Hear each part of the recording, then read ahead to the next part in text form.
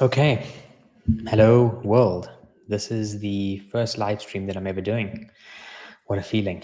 I'm sure there's nobody else watching right now. So here we go. Nothing to be afraid of. So my name's Dinesh. I'm a 43-year-old, and I decided to create this channel for two reasons. I'm starting my trading career, and I wanted a place to document it. And the second reason is what I found in the little bit of time that I've been trading, that trading is just this perfect metaphor for life. And I wanted to create a place where I could document all of the changes that I was making myself, so that one day my children would be able to look back and find inspiration in some of those challenges and obstacles that I've overcome, both as a trader and as somebody and as a man. And so creating this channel to document this entire process is the perfect way to be able to do that. So I guess let's just dive into what I've been doing and a little bit of my background. So the first thing that I did in setting out on this journey to become a professional trader is I read probably the best book that I could find online, which was Trading in the Zone by Michael Douglas. And the major takeaways, that book was hugely transformational, by the way. And the major takeaways for me were, number one, and most importantly, absolutely anything can happen in the markets. And that single thought is so critical to becoming successful. And it's really an analogy for life, to stay absolutely and truly present, and to not to think that you know what's going to happen next. Because the minute you start to think what's going to happen next, you start to fall into your old thinking patterns, which limits you from seeing the information that the charts are actually presenting you. By assuming you know what's going to happen next, you subconsciously shut out your vision to all of the other data points that might suggest an alternative outcome. What a great life lesson and analogy for life. The second is, because anything can happen, you just never assume you know what's going to happen next. Because the minute you assume you know what's going to happen next, you start to think that because you think you know what's going to happen next, you don't adhere to all of the rules and principles which require you to manage your risk. Because if you think you know what's going to happen, you place a trade and you don't think, well, the trade might go in the opposite direction, and so you don't have any risk measures in place to protect you from that. So I literally, when I started reading this book and I realized how important that was, I just started repeating it to myself. Anything can happen, anything can happen, anything can happen. And now that just feels a part of me now. It feels a part of my DNA. And one of the side effects of that is because you know anything can happen, and I truly believe that, when it actually goes in your way, you don't get overly exuberant, and you also don't get overly upset. And that's important for one of the future points. The third thing is that because anything can happen, and you never assume you know what's going to happen, the real objective of a professional trader is to simply look at the charts and try to make a determination of what are the probabilities of it going up or the price going down. And you can use a number of tools and strategies and indicators to assist you in that process. But ultimately, our jobs as professional traders is just to look at the data in front of us, not to overestimate or underestimate what the data is trying to tell us, and then to make a judgment call based on that data. And number four is that you don't need to know what the markets are going to do next. You don't need to know that the price is going to go up or the price is going to go down in order for you to be a successful trader. And that was like a big aha moment. I thought that traders always had a very good intuition and sense for what direction the market was going to go, and that's what made them successful. And then sitting on this journey, I was just like really concerned. I was like, well, what do I really know about these markets and these assets? And actually 90% of it is actually what's happening up here, and 10% is the technical analysis piece. And the final point that is really critical from his book is, ultimately, as long as you have a strategy that is reasonably good, in the long run, you can be profitable, as long as you stick to your strategy religiously. So the best way to think about it is like a casino. A casino can lose money on any given trade, but when a casino looks at all of its gamblers and all of its customers over an extended period of time, it knows that ultimately it wins. And so the game that they are playing is to make sure that they take every single trade that they can, because they know over 1,000 trades, over 1,000,000 trades, they will be profitable. And exactly the same logic is applied to being a trader. Now, a little bit of a background of me coming into this. I'd been trading cryptos and stocks and derivatives. When I say derivatives, like options and puts, basic stuff, for probably like the last 15 to 20 years from the time that I graduated college. But I never did it successfully over the long. I had some hits and I had some losses. I never did it consistently. And so I would do it for a couple of months and then I would stop and then I would come back. And this is the first time that I'm dedicating myself to becoming a professional trader. And there's good reason for it, which we can get into at another time. So to date, I've watched hundreds of hours of videos, just trying to get the fundamentals in place, supports, resistance, trends, lines, Fibonacci's, how to use these tools. So really, I'm pretty early in this entire process. And then on the back of these videos and on the back of reading this book, I essentially created a standard operating procedure for myself, which I'm going to get into now, which basically helps me in my daily process in trying to figure out trades. So without delaying too much, I'm going to just share my screen here. And let's do this. Okay. So what my process looks like currently is, number one is I'm going to come to total 3. And what I want to do is I want to get a high level sense of what's happening in the market, big picture. Now, what I'm looking is a total 3 graph in TradingView. TradingView is essentially a platform which allows you to view pretty much any asset in real time, what its price is doing.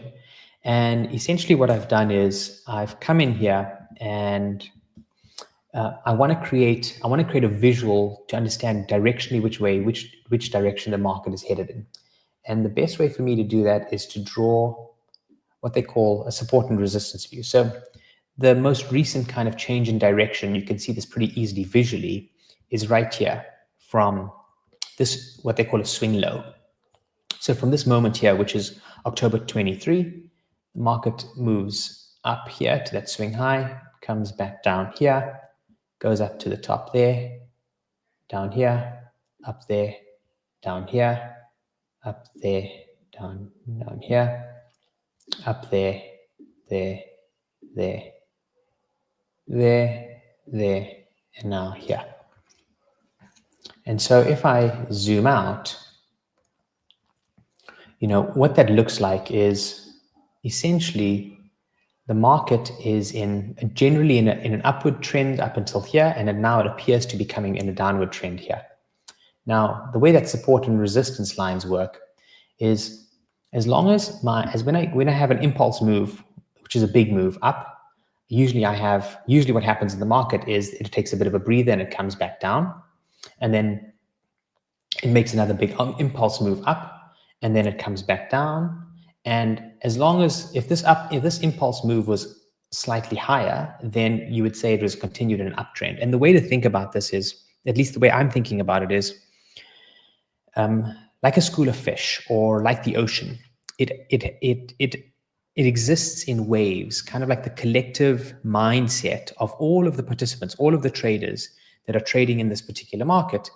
It moves like waves, and it'll move up in waves and it comes down in waves, and it moves up in waves and it comes down in waves. And at some point the tide might turn and it might move in a different direction. And then the same pattern will emerge. And so what these trends are trying to show us is like, well, this is a clear uptrend. And as long as, when we look here, this is a support line here. And as long as the trend continues to move up and doesn't break down below this, then we are in an uptrend. So it goes up here, it goes up here. That's the next high, which it needs to breach for it to continue in its trend. And it might oscillate in between here, before it goes from between the support and the resistance. And eventually it breaks out and it breaks this previous high. And so it continues its uptrend. So from here all the way till here, it is in this continued uptrend. And the total 3, by the way, is basically all of the crypto assets excluding Bitcoin and Ethereum. That's the market cap of all of those assets. And so then what we see is, well, it reaches this peak and then it starts to, range, if you will. Now, as I said here, that was the previous resistance, that was the previous support, and that was the previous resistance. And now what we have is that it's now broken up above this previous resistance, and now it's coming back to test that same previous high.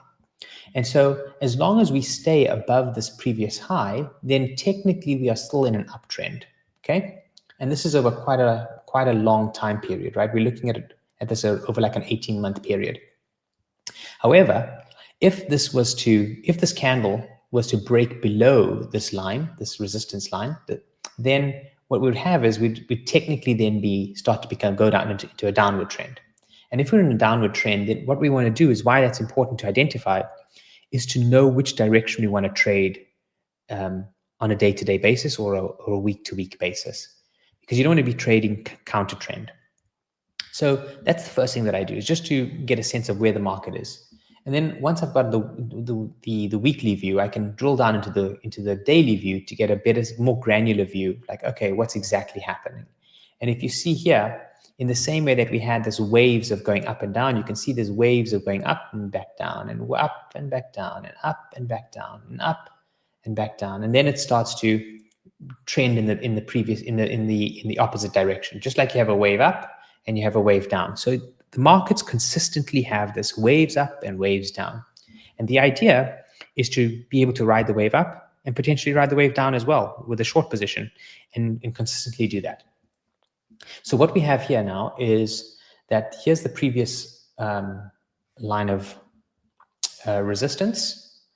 And as long as we're above this line here, then we're still technically in a bull market, right? In an upward trend. As I mentioned, here we go. Okay, so we still, as long as we're above this line, we're still in an upward trend. And here, for the time being, we're in a bit of a downward trend, which is just a bit of a pullback. So if I have to get rid of this and I say, okay, well, we have to a lower low, and to almost the same kind of high. And I guess this would be there, there, and now here. And so what this looks like is that it's kind of like ranging. It wants it's kind of consolidating. So the question is, do we think that this is going to go lower down to this support line, or do we think that it's going to accelerate up? And my view currently is that we're probably going to go a bit lower. And so if I try to calculate what does that lower look like, it's probably another, I don't think that much. I think we're probably going to get, if we go probably down to here, is where I would estimate we're going to go, just to this little range of support here. And if we zoom into that, well, then we're looking at probably another, maybe probably a little bit more than that, actually. Maybe it's down here to this range here. So one of the indicators that I add, and you can see that Lux Algo Smart Money Concepts will show me where, here we go. Okay. So what this shows me is where are the support and resistance zones. So in other words, where do the price accelerate up from? And the red is where do they push down from? And so if we look on the weekly view, right, then it suggests that around this zone is where there is a lot of buying pressure, and this zone is where there's a lot of selling pressure. And because there's a lot of selling pressure, that's why the price has gone down. So if I am to measure from there to, let's say, the beginning of that zone, it's about 12.5%. And if I were to go from that zone to the middle, you're looking at about 20%. So maybe 20% more in alts.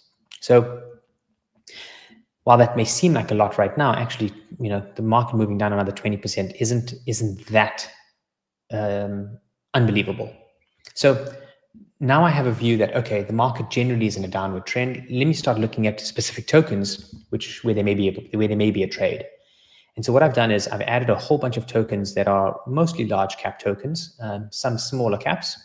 And what I then do is exactly the same process. So I look at the daily chart usually to give like an overall view of like, is it an uptrend and a downtrend? And you can see very clearly, yeah, it's a downtrend. And you can see that was the previous low from the previous impulse move. And so we've now broken below that previous low. And as a result, that we are very clearly in a downtrend. And I may do a video kind of unpacking the support and resistance lines and how they work, just so that I can document that for myself and for everybody else, I guess, who wants to learn with me. So we're now very clearly in a downtrend. And so what I did was earlier today, I was like, okay, well, let's try to take advantage of the markets while they're in a downtrend, because the goal is to make money regardless of whether the market is going up or down. The analogy that I keep having in my mind is like, I'm a surfer. I go to the beach and I surf whatever wave is on the day. I don't need to wait for a specific type of wave for me to surf. And so what I could see here was that we had gone from a higher high, higher low, higher high, higher low, higher high, and then the market kind of collapsed. And this indicator, Lux Algo, tells me that there's a change of structure, which means we've now gone from an uptrend to a downtrend. And I watched this kind of play out for a couple of days, and then I saw that it looked like it was starting to change direction here. And because I see that there's a previous high here, well, I said, okay, well, this looks like probably a good place for me to place a short. So I placed a short at about 195 earlier today, and I am I did a little bit of leverage. So I did 6x leverage on just $150 trade. So total exposure was about $1,000. And I'm probably, let's see, maybe if I can bring it up here. I'll bring it up real quick so that we can take a look at it. Trade futures.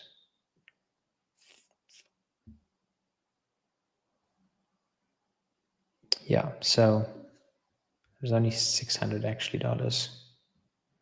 So what I did was, here we go.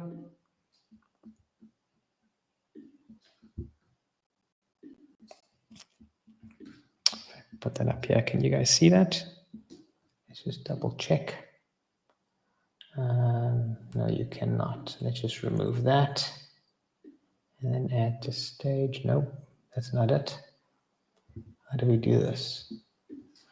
So you can see that this is literally my first video. Add to stage. Here we go. There we go. Okay, great. So here's my Bybit account. You can see that I'm starting with about $500 of margin, about $350. And I put on a trade right here. I don't know if you guys can see that, but essentially I went short at 195. The current price is 180. I did 6x leverage. So the total position size was $677. And so I'm up 50%, which is about $53. And here my take profit and stop loss is all in place.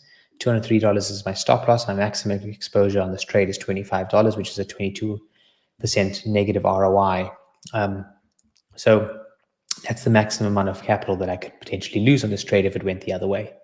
And so what I've been doing is, what my strategy here is, I've got $5,000 in this account. I'm going to take $500 at a time, and I'm going to place a bunch of trades as it meets my individual criteria, being that I've identified the trend, I've identified the support and resistance zones. The price that I'm entering at is in a support or resistance zone. So I expect it to move from a resistance to support, from support to resistance. And that the RSI indicators give me confirmation that the trade is like high, it has a high probability of actually going in the direction. And one of the important things is once I've made that determination, is to not mess with the settings. So I've made this trade. I don't mess with the settings because I need to have the courage of my convictions that taken responsibility for the risk that I'm going to have on this trade. Meaning, the minute I place a trade, I should be comfortable that if the trade goes in the wrong direction, then I'm comfortable losing whatever capital that I've placed at risk. And that means that I've got to be super disciplined, and I've got to adhere to my risk management process and my SOPs. So my goal is to basically test the strategy that I've developed, which is, the support and resistance, the trend lines, the Fibonacci levels, which I didn't get into yet, but I will at some point get into that, and then figure out whether or not this approach is actually successful. So the next step is to take these trades, put them into an Excel document, and then track to say, okay, I tick all these boxes for this is what the trade needed to have. It did have it. And this is the trade that I placed, and this is the net result. And then over about 20 or 50 trades, I'll be able to determine, okay, which part of the strategy needs to be revised. And of course, as the market evolves and as crypto evolves, those strategies will have to evolve with them as well, right? Because something's not going to remain profitable all the time. So that's the overarching kind of strategy and plan that I've been working on to date. I would say, as a result of my unique experiences, the mental side of trading, i.e., remaining totally present, not overthinking the charts, knowing that absolutely anything can happen, and the only thing that I'm in control of is my mental state, my clarity of thought. All of that is probably something that, as a result of my unique experiences, especially over the last couple of years, places me in a really good position to be able to be a good trader. What I lack was the technical expertise. And so I've been spending a lot of time in trying to figure that out. But what I've realized in a very short period of time is trading is really just one of the best analogies for life. What a great metaphor for self-development and personal development. So the final thought, I guess, that I wanted to share is just really around risk management. And when I think about all of the trades that I placed over the last 15 or 20 years, I had zero risk management. And the reason why I had zero risk management is because, number one, I thought that I knew that what was going to happen. And because I thought I knew what was going to happen, I didn't feel like I needed to have any risk management in place, because, well, if I think the price is going to go up and I'm so convinced of it, why would I worry about whether the price or not the price is going to go down? And this kind of like reconciles to what Warren Buffett talks about, right? He says, rule number one is don't lose any money. Rule number two is look at rule number one. And so if you want to be a successful trader, what I've realized very quickly is that actually successful traders minimize their losses. And that's what allows them to be successful, is that every time they're losing a fraction of a percent of their overall capital, but every time they're winning, they're making 10, 15, 20, 50, 100%, especially in the crypto space. And so that is really the discipline that needs to happen. The second reason, which is more psychological, and this is why I say I feel like over the last couple of years, everything that I've been through has been a preparing ground for me to be a good professional trader, is the thing that prevents you from actually managing the risk. Well, number one, as I mentioned, is believing that you know what's going to happen next. But the second is much more subconscious, which is that actually there's a part of you that, if you're not managing the risk properly, that you're actually addicted to losing more than you are to your desire to win. And that is actually very, very hard to come to terms with, that there might be a part of you that prefers losing. And for me specifically, what I realized was that actually for many years in my life, I was addicted to being a victim. I was addicted to the anxiety of being a victim. And so subconsciously, my behaviors would lead me into situations where I would be a victim. And the minute that I realized that, and I realized, wow, I don't need to be doing that anymore, was the same time that I just started behaving very differently. I no longer needed to feel like a victim or needed the anxiety of being a victim for me to cope, or for me to be relevant, or for me to succeed, or for me to be happy. And as a result, my behavior started to change dramatically. And that is really, really important in the journey to being successful, is not to hold on to these old patterns that we develop as children. Because those old patterns that we hold on to as children really prevent us from growing and from stepping into the next version of ourselves. And, I had a really spiritual experience not so long ago where I looked back at the 6-year-old version of myself and just had this conversation where I said, it's okay. You don't need to hold on to this anymore. These things were not your fault. You were a victim of circumstances. And holding on to this idea is no longer going to make you happy. It's not going to allow you to become the best version of yourself. And actually, the 6-year-old version of you is counting on you of letting go on these traumas that you hold on to as a child so that you can step into the best version of yourself. Because, really the things that happen, the magical experiences that we have are never in the kind of known universe of our thinking. Because our brains are not really that creative relative to all of the possibilities that the universe presents to us. There's this idea that humans only are able to see like 1/1,000,000th of 1% of all of the data that's actually being presented to us at any point in time. Our eyes, the ocular muscle is only able to process, and the brain is only able to process a fraction of 1% of all of the data that's coming in at us. And so if we're only able to process a fraction of 1%, what that means is that there's the vast majority of all of the opportunities and all of the possible outcomes we're actually missing. And the fraction of 1% that we're actually focusing on is a function of all of our past experiences, all of our prejudices, all of our preconceived notions of what the world should be and how it should be and what we should expect from the world.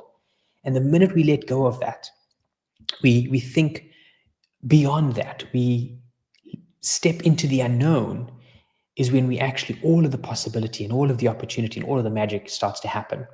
And that is a process that many life coaches and gurus talk about, Tony Robbins, Joe Dispenza. But trading is a real life metaphor to help you practice that, to stay truly and utterly in the moment and to not believe that you know what's going to happen next.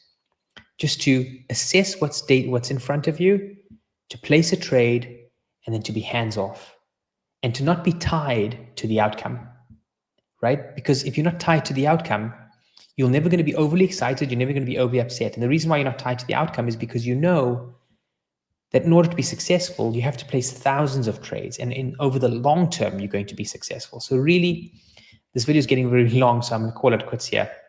But really, trading is the best metaphor for life. And over above that, it gives you personal freedoms. You don't have a boss. You can make money wherever you are, as long as you have a computer, even a phone and an internet connection. So, it gives you absolute liberty as well. So that's it from me. What you can expect from me is more content as I continue to learn about trading, reviewing tokens that I'm looking at and putting charts together and setting up trades, and being completely transparent about the successes and the losses. My personal goal is to turn the $5,000 into $1 million by the end of this year. It's a super ambitious target, but if I'm able to do it, then I think that I've built a lifelong skill and I've hopefully transformed in the process. So thanks for watching. And if you have any comments, you have any thoughts, you have any questions, I'd love to hear from you. Tell me where in the world you're dialing in from. And I'd love to build a conversation and have a dialogue with whoever's interested and wants to go on a similar journey. All the best.